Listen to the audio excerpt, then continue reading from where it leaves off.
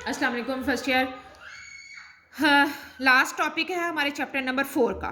ठीक है, ये है जी क्रिस्टल्स एंड देयर क्लासिफिकेशन। जब हम लिक्विड क्रिस्टल्स पढ़ रहे थे तो मैंने आपको बताया था कि जो लिक्विड्स होते हैं उनकी प्रॉपर्टी है कि वो क्रिस्टल्स की फॉर्म में होते हैं।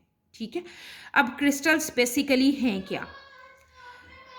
क्रिस्टल जो है वो समझ लीजिए ऐसे ही है जैसे आप बायोलॉजी में सेल्स को मिलाने से पढ़ते हैं जी एक ऑर्गन बन गया है। ठीक है, बिल्कुल वैसे ही। और उस ऑर्गन से एक बंदा बन गया है। बीच में स्टेजेस हैं वैसे। सेल के बाद आप शायद टिश्यू पढ़ते हैं, टिश्यू के बाद मसल्स और मसल के बाद ऑर्गन और ऑर्गन के बाद एक बंदा बन गया या कोई भी लिविंग थिंग बन गई है। ठीक है, तो यहाँ पे भी बेसिकली क्रिस्टल ऐसे ही है। तो हम इसको स्टार्ट करेंगे सबसे पहले यूनिट सेल से। यूनिट सेल क्या? यूनिट सेल एग्जैक्टली वही केमिस्ट्री में सॉलिड्स के अंदर है उसका जो आप बायोलॉजी में सेल के तौर पे सेल को पढ़ते हैं, या किसी बिल्डिंग को बनाने के लिए एक ईंट का काम होता है वही। ठीक है, ईंट के ऊपर आप ईंट रखते जाते हैं, दीवार बनती है, दीवार से जो है वो कमरा बन गया, कमरे से जो है वो घर बन गया।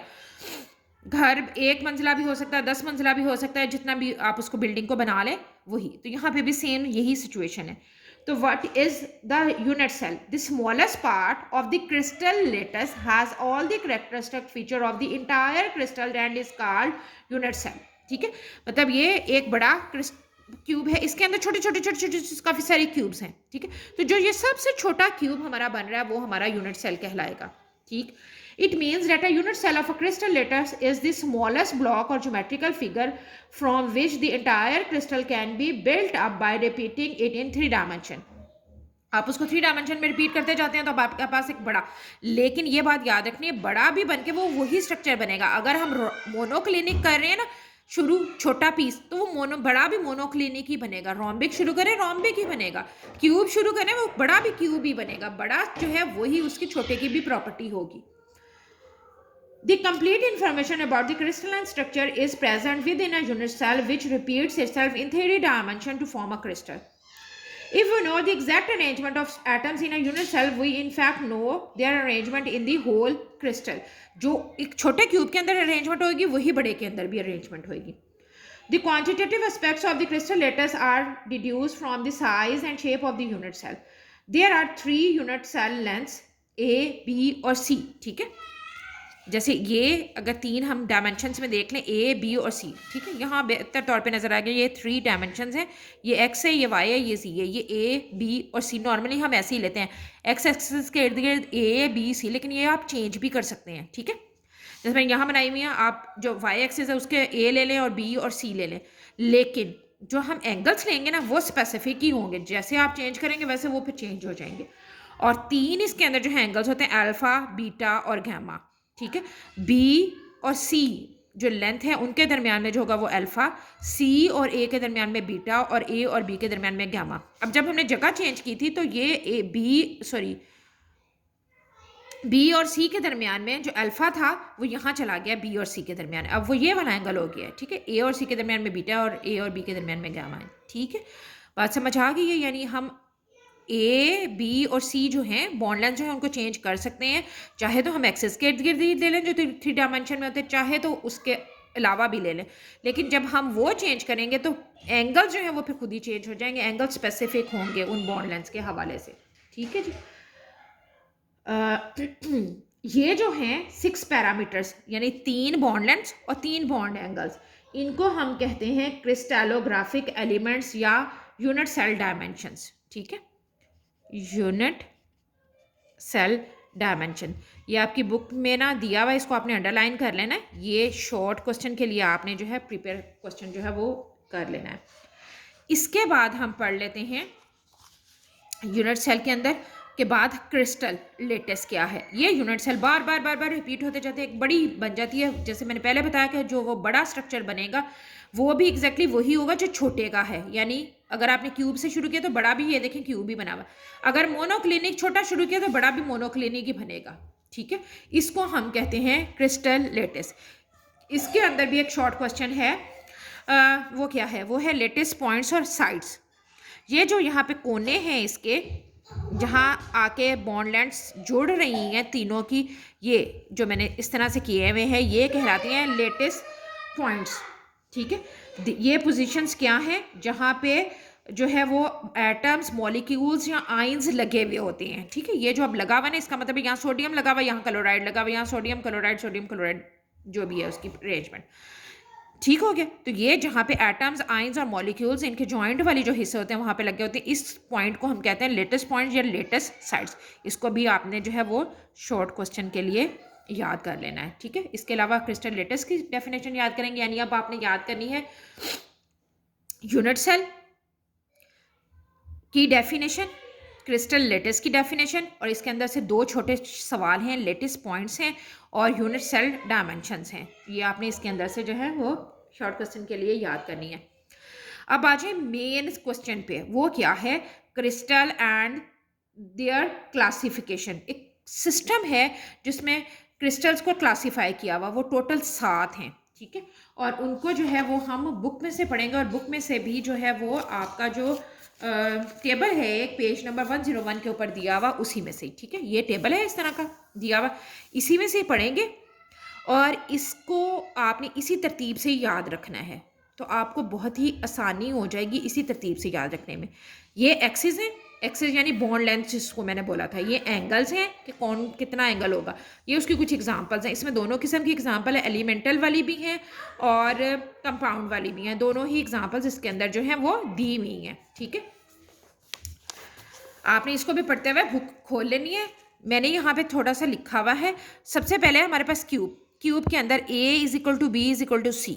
ठीक है, यानी हमारी ये तीनों बॉन्ड लेंथ एक जैसी होंगी। ये 2 सेंटीमीटर है तो ये भी 2 और ये भी 2, अगर ये 4 है तो ये भी 4 4 4, जितने का भी क्यूब है छोटा से छोटा वो, यानी A B और C तीनों बॉन्ड लेंथ इक्वल होंगी, तीनों एंगल्स भी इक्वल होंगे, और वो कितने के बराबर होंगे, 90 डिग्री के। ठीक है, तो आप यहाँ से देख ही रहे हैं ये जो हमारा क्यूब बना हुआ है ये यहाँ पे, कि ये भी एंगल 90 का है, ये भी एंगल 90 का है।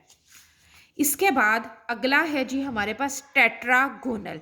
इसके अंदर क्या है, A is equal to B is not equal to C, यानी दो तो बॉन्ड लेंथ्स बराबर हैं, तीसरी जो है वो उसके बराबर नहीं है, और एंगल्स अगेन वही हैं, 90 के ही हैं, वो नहीं टेढ़े मेढ़े हो रहे, वो सीधे ही खड़े हैं। तीसरे नंबर पे है ऑर्थोरोम्बिक। ठीक है, ऑर्थोरोम्बिक में तीनों बॉन्ड लेंथ्स इक्वल नहीं है, एक 2 की है, 3 की है, 7 की है, 2 की है, 3 की है, 6 की है, 2 5 7 की है, वट एवर जो भी है। लेकिन अगेन जो हमारे पास अल्फा बीटा गैमा एंगल्स हैं वो सारे के सारे बराबर हैं, और सारे के सारे किसके बराबर हैं, 90 के बराबर हैं। ठीक है जी, ये हो गई 3 जिनमें बॉन्ड एंगल जो हमारे एंगल्स थे वो बराबर थे और 90 के बराबर थे, सिर्फ इनका फर्क था। अब इससे उलट की तरफ हम चलेंगे, यानी नीचे से ऊपर की तरफ चलेंगे।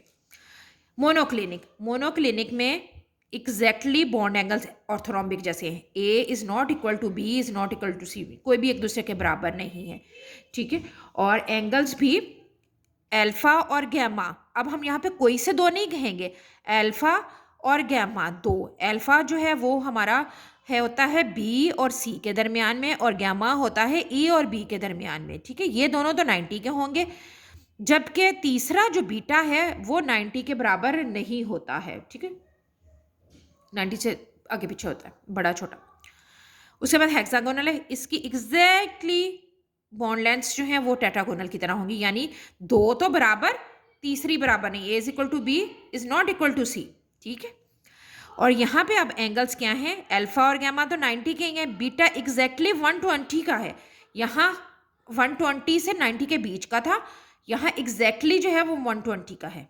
ठीक है जी, उसके बाद रोम्बोहेड्रल, रोम्बोहेड्रल में बॉन्ड लेंथ्स एग्जैक्टली क्यूबिक की तरह, यानी A is equal to B is equal to C, तीनों बराबर हैं, लेकिन यहाँ पे तीनों एंगल्स बराबर नहीं है। तीनों एंगल्स क्या हैं, 90 से 120 120 के दरमियान में है। ए अल्फा बीटा और गैमा तीनों जो हैं वो अब सीधे इसकी तरह सीधे नहीं है, बल्कि ये है ना, ये 90 का एंगल है ना, इस तरह से अगर हम देखें बना रहे हैं तो अब समझ लेंगे इस तरह से थोड़े से सारे टेढ़े हुए, उसी क्यूबिक वाले डब्बे को लेके ना आप थोड़ा सा ऐसे, ऐसे है ना डब्बा हमारा क्यूबिक वाला, इसको ऐसे की बजाय थोड़ा सा ऐसे कर लें। ठीक है, टेढ़ा कर लें, तो ये हमारे पास जो है रोम्बोहेड्रल शक्ल बन गई है।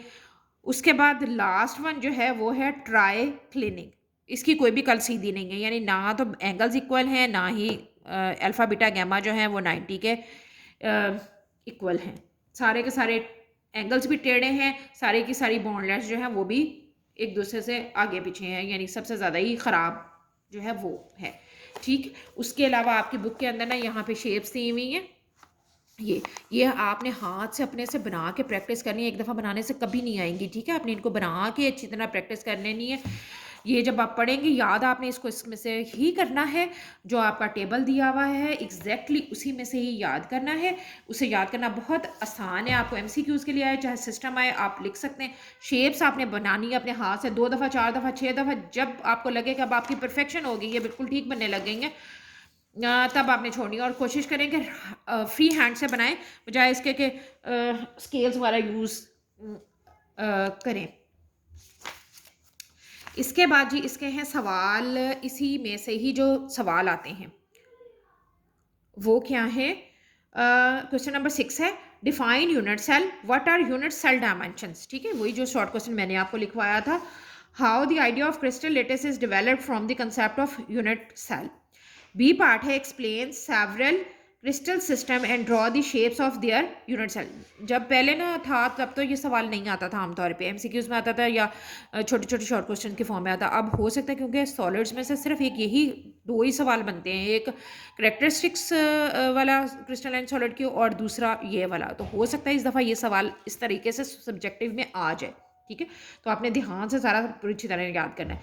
जो आपके क्वेश्चन हैं वो यही हैं। ठीक है, क्वेश्चन नंबर 4, 5 और 6 जो आपके स्मार्ट सिलेबस के मुताबिक हैं। ठीक है, और इसके अलावा जो है वो क्वेश्चन नंबर 12 आपका है होमवर्क। क्वेश्चन नंबर 12 इसके हैं जी पार्ट्स 6 से लेके 7, 8, 9 और 10। ठीक है, 5 इसके हैं शॉर्ट क्वेश्चन, 6, 7वां, 8वां, 9वां, 10वां। ये आपका होमवर्क भी है, आपने इसको करके मुझे चेक करा लेना है। गूगल क्लासरूम पे आप क्लास वर्क वाली जो ऑप्शन है उसके अंदर जाके अपलोड कर दें, मैं चेक करके आपको वापस कर दूंगी आपका। और इसके अलावा इसको बात को बिल्कुल भी नॉन सीरियस नहीं लेना है। चैप्टर नंबर 4 लिक्विड और सॉलिड्स हमारा हो गया ख़त्म। हमने उसको थ्योरेटिकली भी पढ़ लिया, उसकी एक्सरसाइज भी कर लिया स्मार्ट सिलेबस के मुताबिक ही। आपका मंडे वाले दिन इसका टेस्ट होगा, मंडे 3 जनवरी को। ठीक है, मंडे 3 जनवरी बनेगा, जो भी नेक्स्ट मंडे जो है, यानी अब जो है वो 27 28 वाला नहीं, बल्कि नेक्स्ट जो जनवरी वाला न्यू ईयर वाला, जो first Monday of new year. ठीक है, हैप्पी न्यू ईयर मनाएंगे आप सारी फर्स्ट ईयर। आपने इस दिन देना है चैप्टर का टेस्ट, लिक्विड्स और सॉलिड्स दोनों का ही, सब्जेक्टिव और ऑब्जेक्टिव पूरा। आपने बिल्कुल इसको ऐसे तैयार करना है जैसे आप एग्जाम है आपका और आप उसके लिए तैयार कर रहे हैं। कोई लफ्ज़ नहीं छोड़ना, बिल्कुल भी सारा कुछ पढ़ना है। टेस्ट आपका व्हाट्सएप पे होगा, वो मैं फिर तरीक़ाकार बता दूंगी आपको कि टेस्ट कैसे होना है, लेकिन आप लोगों ने इसकी अपनी तैयारी फुल करके रखनी है। ठीक है जी, मेरी तरफ से अल्लाह हाफिज़।